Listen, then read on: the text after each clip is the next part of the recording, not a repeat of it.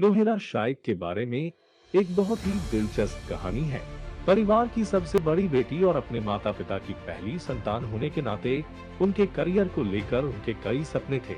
उनके कई पड़ोसियों ने उन्हें बहिष्कृत कर दिया क्योंकि उनका मानना था कि लड़कियों को शिक्षित नहीं किया जाना चाहिए। ये वे रसोई के हैं।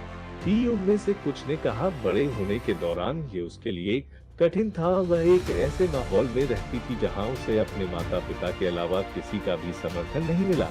बहुत कम उम्र में उसने अपने कई दोस्तों को शादी करते हुए देखा। उनमें से कुछ की जबरन शादी कर दी गई, जबकि कुछ ने अपने ससुराल वालों और जीवन साथी को संतुष्ट करना अपना कर्तव्य समझा।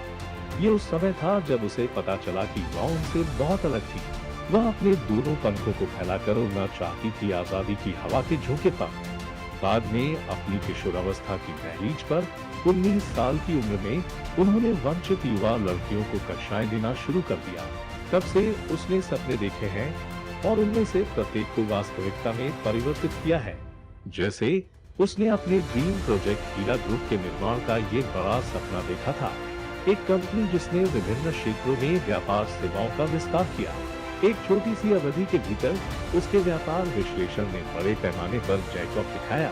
उनके व्यावसायिक उद्यम की तीव्र सफलता उन आलोचकों के मुंह पर एक कड़ा तमाचा थी, जिन्हें एक निश्चित भविष्यवाणी थी कि ये महिला खेल के शीर्ष पर नहीं पहुंच पाएगी। आखिरकार कंपनी व्यवसाय के भौगोलिक मानचित्र में स्थापित हो गई। उसने देश के क्षेत्रों से परे सेवाओं की पेशकश करना शुरू कर दिया। मध्य पूर्वी देशों में उनकी कंपनी की बाजार हिस्सेदारी काफी महत्वपूर्ण है।